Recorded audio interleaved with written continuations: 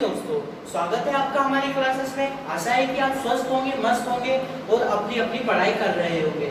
जैसा कि हम आगे से पढ़ते हुए आए हैं, हम छठी क्लास का मैथ्स पढ़ रहे हैं और आगे भी पढ़ते रहेंगे और हमें जी जान से मेहनत करके पढ़ना है। जैसा जैसा आपको वीडियो में बताया जाए वैसा वैसा आपको अपनी कॉपी में नोट डाउन करते चलना है। तो आइए आगे के सवाल करते हैं। तो चलिए दोस्तों, आज हम आगे के प्रश्न को देखेंगे। उसके पूर्व हम ये समझ लेते हैं इन सवालों को समझा कैसे जाता है। हमें सबसे पहले कुछ नहीं करना, हमें इसको सिंपल सा पढ़ना है। जैसे कि हमने 5वें तक कल हल कर लिए थे। अब हम छठे प्रश्न की ओर जाते हैं। छठा प्रश्न कहता है कि एक मशीन औसतन एक दिन में 2825 पेज बना देती है। कितने? 2825 पेज बना देती है। जनवरी 2006 में उस मशीन ने कितने पेज बनाए? अब हमें यहाँ पता चल रहा है कि जो संख्या है, हमें पहले संख्या पता चल गई कि वो इतने पेज बना रही है वो मशीन 2825। अब फिर वो अब यहाँ देखते हैं, हम यहाँ 2006 है। जनवरी माह में कितने दिन होते हैं? 31 दिन। ये वो प्रतिदिन पेज बनाने की संख्या है 2825। ये संख्या है और हमें निकालना क्या है कि और हमें जनवरी 2006 में उस मशीन द्वारा कितने पेज बनाए गए उनकी संख्या निकालना है। तो हम इस सवाल को करते हैं। हमें दे रखा है कि वह मशीन एक दिन में 2825 पेज बना लेते हैं। कितने? 2825। तथा हमें निकालना क्या है कि जनवरी 2006 में कितने पेज बनाए। यह प्रतिदिन है तो हम इसे दिन में देखते हैं। तो जनवरी में कितने दिन होते हैं? 31 दिन। यदि हम 31 में 2825 का गुणा कर दे तो हमें जनवरी 2006 में कुल पेजों की संख्याएं प्राप्त हो जाएगी। हम इस सवाल को करते हैं 2825 गुणा 31। अब हम करते हैं, यदि एक में किसी भी संख्या का गुणा होता है तो वही की संख्या आ जाती है। तो हम इसे वैसा का वैसा लिख देते हैं। अब हम 3 से इसमें गुणा करते हैं। 3 पजे 15 की 5 हासिल गया 1, 3 दूनी 6 और 1 7, 3 8 24 की 4 हासिल गया 2, 3 दूनी 6 और 2 8। अब हम इसे जोड़ लेते हैं। 5 का 5, अब यहाँ पर 5 और 2 7 और 8 और 7 15 की 5 और हासिल गया 1। तो यहाँ पर कितना हो जाएगा? ये 7 4 2 6 और 1 7 और यहाँ पर 8 का 8। अब हमें ये जो संख्या प्राप्त हुई है 87,575, यह संख्या हमें जनवरी 2006 में पेजों की संख्या प्राप्त हुई है। तो चलिए दोस्तों, अब हम 7वें प्रश्न की ओर चलते हैं। सातवां प्रश्न कह रहा है कि एक व्यापारी के पास 78,592 रुपए हैं। कितने? 78,592। उसने 40 रेडियो खरीदे।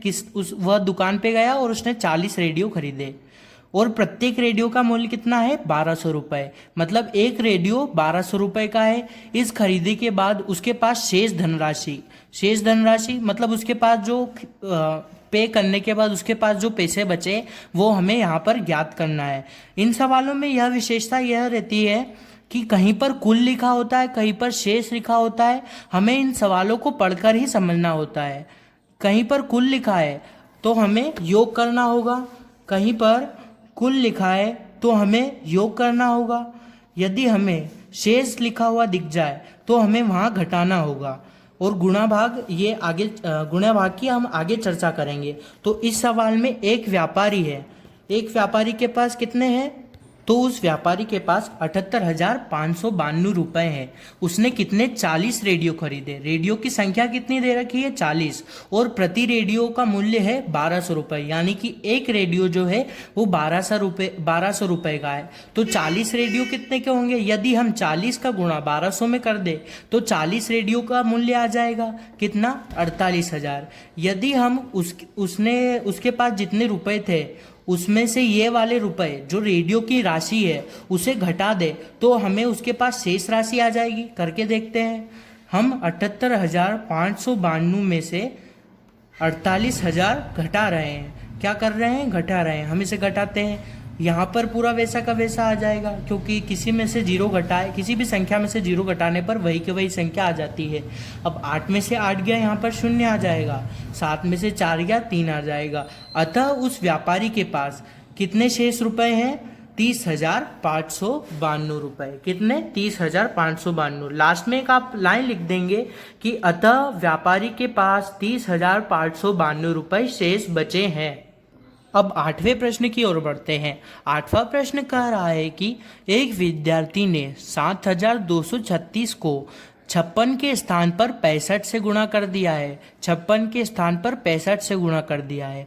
उसका उत्तर सही उत्तर से कितना अधिक है? हमें यह बताना है कि जब हम 65 से गुणा करेंगे इस संख्या में, जो उस विद्यार्थी ने गलत किया है उसका जो आंसर आएगा, और फिर उसके बाद हम 56 से जो गुणा करेंगे उसका जो आंसर आएगा वो 65 के गुणा से कितना कम है, हमें यह बताना है। दोनों का हमें संकेत भी दे रखा है कि दोनों का गुणा करना आवश्यक नहीं है। हम गुणा करके भी कर सकते हैं कि एक बार हम इसका गुणा 56 से करें और इसी का गुणा 65 से करें, और 65 से गुणा करने पर आए उत्तर में से 56 से गुणा करके आए उत्तर को घटा दे तो हमें अधिक कितना अधिक है यह पता चल जाएगा। हम इसकी दूसरी विधि से कर रहे हैं, पहले वाली विधि भी बहुत सरल है, आप आसानी से कर सकते हैं। तो चलिए दोस्तों, अब हम 8वें प्रश्न की ओर बढ़ते हैं। 8वां प्रश्न यह कह रहा है कि एक विद्यार्थी ने गलती से 7,236 में 56 के स्थान पर 65 से गुणा कर दिया है, और जो उसका उत्तर आया है वह सही उत्तर से कितना अधिक है। हमें मालूम है कि जो सही गुणनफल मतलब जो सही वाला मल्टीप्लाई था वो 7,236 में 56 का था, और विद्यार्थी द्वारा कितना किया गया कितना था? 7,236 गुणा 65। अब इन दोनों का अंतर निकालते हैं। अंतर निकाला और फिर यहाँ पर एक गुण लगता है जिसे हम वितरण गुण के नाम से जानते हैं, और हम इसे आगे और पढ़ेंगे। अभी यह हमारे सब्जेक्ट में आया नहीं है, अब हम इसे पढ़ते हैं। तो यहाँ पर भी 7,236 है और यहाँ पर ही 7,236 है, तो हम इसे कॉमन ले लेते हैं, उभयनिष्ठ ले लेते हैं। उभयनिष्ठ ले लेते हैं तो यहाँ पर एक बचेगा क्योंकि इसका स्थान हट गया, जहाँ कुछ नहीं होता वहाँ एक होता है, और फिर यहाँ पर भी एक बचेगा। एक का गुणा 65 में करेंगे तो 65 आएगा, और 56 में करेंगे तो 56 आएगा। अब हम 65 में से 56 को घटाते हैं। जब हम 65 में से 56 को घटाएंगे तो 9 आएगा, और इस 9 का गुणा अब हमें 7,236 में करना है। हम करते हैं। 9 6 की 54 की 4 हासिल गया 5, 9 तिया 27, 27 और 5 32, 32 की 2 हासिल गया 3।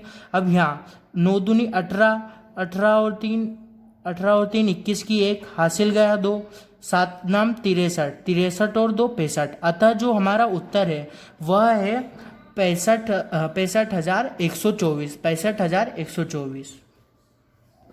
तो दोस्तों, आज के लिए इतना ही। आशा है कि आपने हमारी वीडियो को देखेंगे और उससे अधिक लाभ पाएंगे और अधिक से अधिक गणित में रुचि लाएंगे।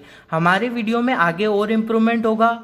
वीडियो को जरूर करके पूरा देखिए, उसे बीच में न छोड़े। छोटी छोटी वीडियो आपके लिए ही बनाई जा रही है ताकि आपकी गणित विषय से रुचि बने। जय हिंद, जय भारत।